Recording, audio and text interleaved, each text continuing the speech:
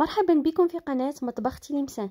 نتمنى ان الفيديو تنهار اليوم كي يدخل عليكم كامل تكونوا بخير وعلى خير ان شاء الله. من بين التحضيرات الاخيره تاع اخر دقيقه لشهر رمضان الكريم، الله يدخلوا علينا وعلى كل الامه الاسلاميه بالصحه والهنا يا رب.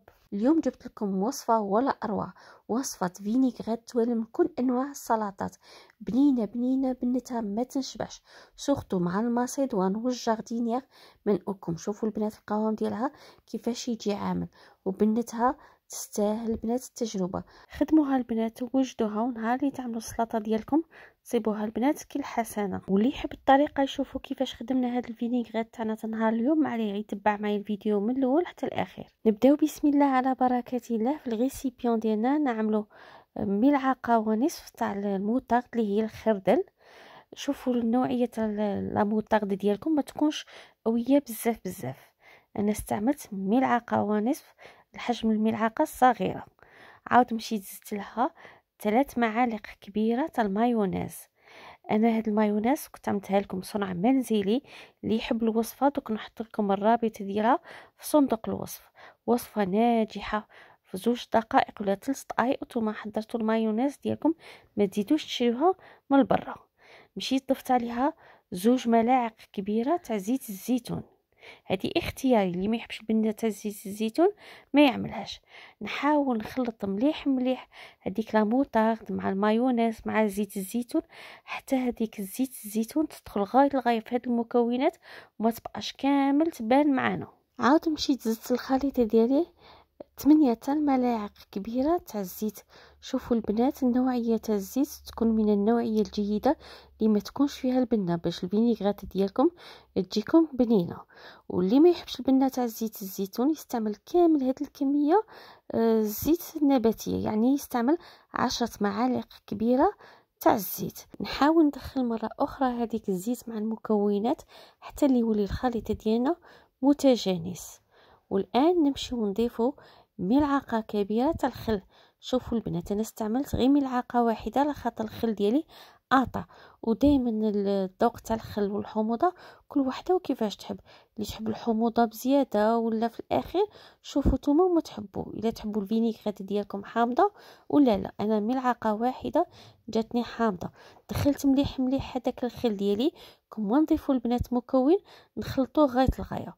عاود مشيت البنات ضفت لها ملعقه كبيره تاع الجبن الطري، يعطيها حلب الناس نقولكم روعه. وبقيت نكرفص به غير بالمعلقه، سواء تحبوا تعملوا 2 مثلثات تاع الجبن حتى 3 مثلثات تاع الجبن معليش، ولا ملعقه كبيره تاع الجبن الطري. كنت ماذا بيا هاد الفينيغريت تنهار اليوم ما نخدمها لا بميكسور لا والو، غير بمعلقه ولا بفرشيطه ولا ونخدمها لكم.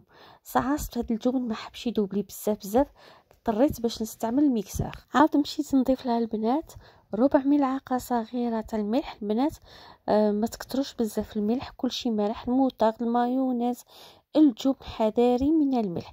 عاود رشه من الفلفل الاسود وقليل من المعدنوس. ماذا بيكون المعدنوس ديالكم يكون طري وتعملوه فقط الاوراق. انا كان عندي في كونجيلاتور عملت ملعقه كبيره.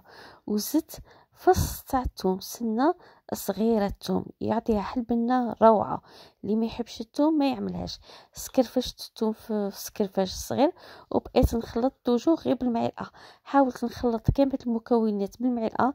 صعصت الخليط ديالي ما حبش يولي لي متجانس. كما قلت لكم اضطريت باش نجيب الميكسور ونخدم الفينيغريت ديالي بالميكسور ونطحن كل شيء باش تجيني شابه وتجيني ملساء. من بعد اللي حسيت بلي هذاك الجبن ديالي صاين طحن لي غايه الغايه، انا استعملت الميكسور كتر على خاطر الجبن اللي بقى لي قريضات. تحبوا تستعملوها بالفرشيطه لكم الاختيار، تكرفزوا مليح الجبن ديالكم. والان نمشيو نضيفوا حل مكون سحري وعجيب للفينيغريت ديالنا اللي هو البنات الحليب. انا وجدت هنا نص كاس تاع الحليب، راني ماشي نعبر لكم بالمعلقه. استعملت في المرحله الاولى 3 معالق كبيره تاع الحليب، ونبقى ندخل في الحليب ديالي مع الخليط حتى اللي حسيت هذاك الحليب ديالي يدخل لي مليح. عاد مشيت نضيف كميه واحده اخرى. عاود مشيت زدت 3 معالق كبيره واحده اخرى تاع الحليب. وتوجور مع التحريك المستمر نبقى ندخل الحليب غايه الغايه. عاود مشيت نضيف مره اخرى 3 معالق كبيره تاع الحليب. اذا انا هنا كملت كامل نص كاس تاع الحليب. في المجموع استعملت 9 معالق كبيره تاع الحليب. وهنا تزيدوا تجريوها على هذا الشيء. نتوما تتحكموا البنات في القوام تاع الفينيغريت ديالكم. الا تحبوها جاريه على هذا الشيء زيدوا تجريوها بالحليب، تبقاو غير ديفو غير بشويه بشويه.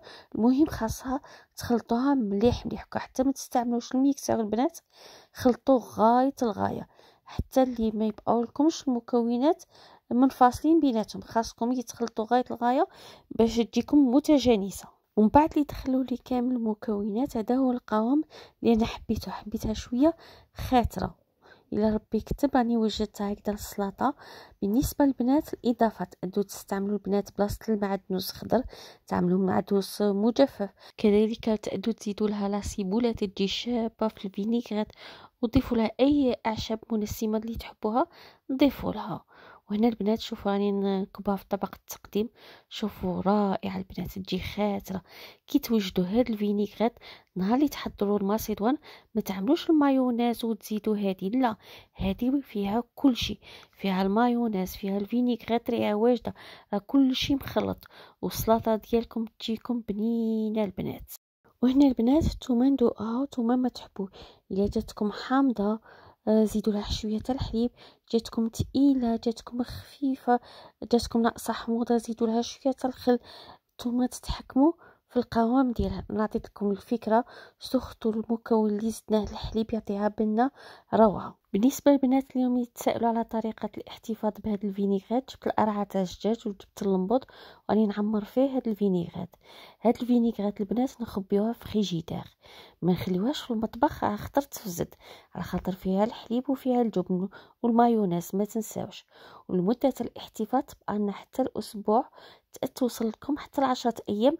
الا كنتو هكذا فصل الشتاء في السخانه شويه تكون مده الاحتفاظ اقل، على خاطر في فريجيدير تنحل بزاف بزاف وتكون شويه سخانه.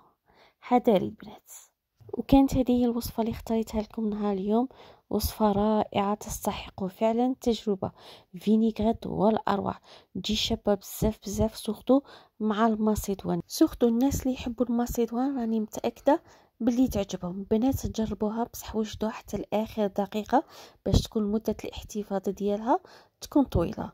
ما تنسونيش البنات بتعليقاتكم اللي تفرحني بزاف بزاف. ربي يفرحكم وربي يجازيكم دنيا واخره، وبدعواتكم بالخير اللي عندي تسوى الدنيا وما فيها. وبهداك اللايك اللي يشجعني ويحفزني ويخليني نزيد نواصل باش نحط لكم الوصفات. وصلنا الى نهايه الفيديو تاع نهار اليوم، ونشوفكم فيديو اخر باذن الله.